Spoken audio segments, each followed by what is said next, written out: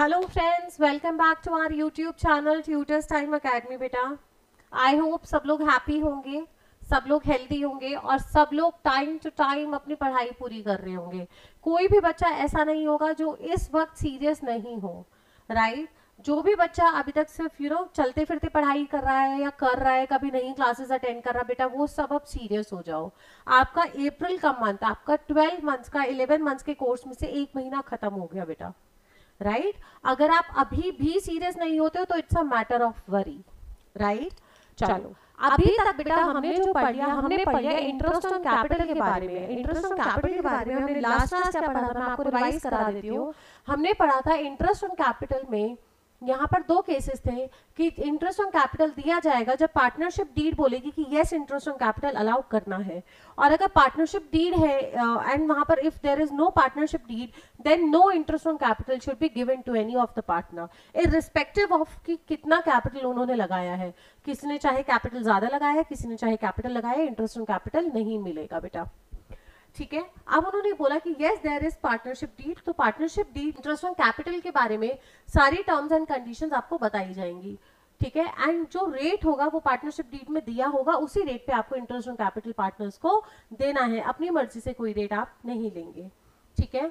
फिर यहाँ पर दो केसेस आते हैं कि पहला क्वेश्चन में केस आता है कि जब इन्होंने बोला पार्टनरशिप डीड है और पार्टनरशिप डीड ने इंटरेस्ट ऑन कैपिटल को as a charge against profit treat करने के लिए कहा है। यानी कि चार्ज अगेंस्ट प्रॉफिट्स आपको पता है वो एक्सपेंसेस होते हैं जिनकी पेमेंट करना कंपल्सरी नेचर का होता है, यानी कि जिनकी पेमेंट करनी ही है हमें, चाहे हमारे पास प्रॉफिट हो चाहे हमारे पास प्रॉफिट ना हो, ठीक है? और इन एक्सपेंसेस को हम रिकॉर्ड कहाँ करते हैं बेटा? प्रॉफिट एंड लॉस अकाउंट में रिकॉर्ड करते हैं, ठीक है?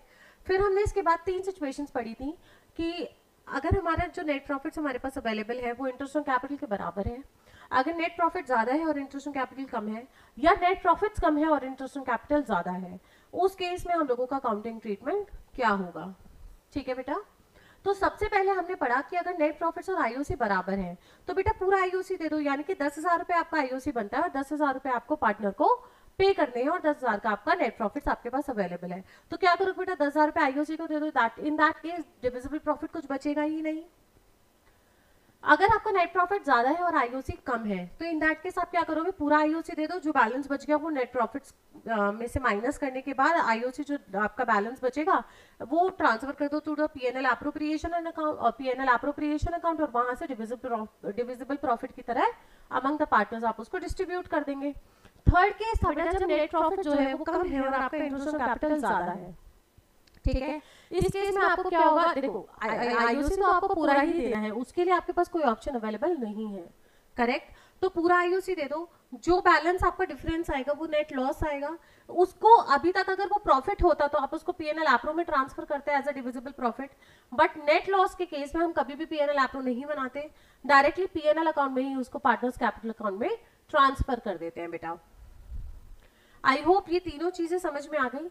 इसके बाद एक केस था, इस केस का हमने क्वेश्चन किया था, और भी पार्टनर्स है, प्रॉफिट शेयरिंग रेशियो जो है उनके 2:3 है, और जो कैपिटल्स थी वो 2 लाख एंड 1 लाख थी, आईओसी आपको देना था @ 6% पर एनम, प्रॉफिट पहले केस में दे रखा था 20,000। तो हमने क्या किया था, 20,000 का प्रॉफिट था, आईओसी आपका आ रहा था 18,000, बैलेंस का जो 2,000 था वो आपने क्या कर दिया बेटा? पीएनएल एप्रो में ट्रांसफर कर दिया और उसको डिविजिबल प्रॉफिट की तरह ट्रांसफर कर दिया। अगर अब हमें इस केस की बेटा जर्नल एंट्रीज करनी हो, क्या करनी हो बेटा? इस केस की हमें जर्नल एंट्रीज करनी हो, क्योंकि क्वेश्चन में जर्नल एंट्रीज भी आती हैं, ठीक है? तो हम लोग जर्नल एंट्रीज कैसे करेंगे बेटा? बहुत सिंपल, आपने जो जो स्टेप्स क्वेश्चन सॉल्व करते हुए फॉलो करे हैं वही स्टेप्स आपको जर्नल एंट्री करते हुए फॉलो करने हैं, और कोई डिफरेंस यहां पर नहीं है, करेक्ट? फॉर्मेट बना लेते हैं बेटा, date, particulars, amount debit, amount credit. कोई डाउट?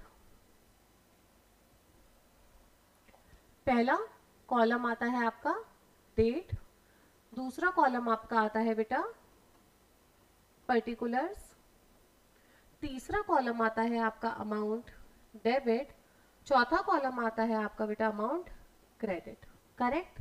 तो सबसे पहले आपने क्या काम किया था, क्या हुआ था, आपने पीएनएल अकाउंट में 20,000 रुपीज का नेट प्रॉफिट लिखा था। उसका तो कोई हम जर्नल एंट्री करते नहीं, because that's the difference of the credit side and the debit side, right. Second आपने क्या किया, पीएनएल अकाउंट को डेबिट किया टू आईओसी, पीएनएल अकाउंट को डेबिट किया टू आईओसी। तो आप पहली एंट्री क्या करेंगे, PNL account debit, profit and loss account debit to interest on capital. अब कितना अमाउंट था बेटा, 18,000, करेक्ट। दूसरा आपने क्या किया था, इसको पार्टनर्स कैपिटल अकाउंट से किया था, तो interest on capital account debit to S capital account to B's capital account. Amount कितना था बेटा, ए के लिए 12,000, बी के लिए 6,000 एंड टोटल आ रहा था बेटा आपका 18,000, करेक्ट। थर्ड एंट्री आपने क्या करी थी, इसमें से जो 2,000 का बैलेंस बचा था इसको ट्रांसफर किया था टू पीएनएल एप्रोप्रिएशन अकाउंट, ठीक है बेटा। तो थर्ड एंट्री आती है प्रॉफिट ट्रांसफर करने की, उसके लिए आपने क्या किया है, देखो पीएनएल एप्रोप्रिएशन अकाउंट को आपने क्या किया बेटा, क्रेडिट किया, किसकी वजह से, पीएनएल अकाउंट की वजह से। तो PNL account debit to PNL appropriation account, कितना बेटा, 2,000,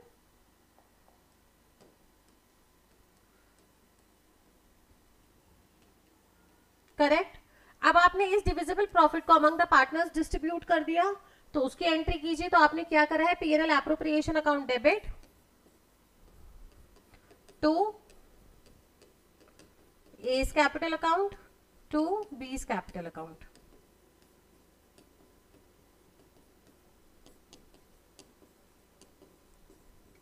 to B's capital account. Amount बेटा यहाँ पर डिविजिबल प्रॉफिट कितना आया, 2,000, ए के लिए आया आपका 800, बी के लिए आया आपका बेटा 1200। देखो पहला केस में जर्नल एंट्रीज को जल्दी से चेक करो, करेक्ट, पहला केस क्लियर हो गया। अब बात करते हैं बेटा सेकंड केस की। सेकंड केस में आपको दे रखा था कि आपके प्रॉफिट से 2,000 के आईओसी आपको देना था 18,000 का, और 16,000 का आपको क्या हुआ था बेटा, लॉस हुआ था, राइट। तो एंट्रीज मैं इसी में एडिट करके आपको दिखाती हूँ। पहली एंट्री तो PNL account debit to IOC होगा ही होगा 18,000 से।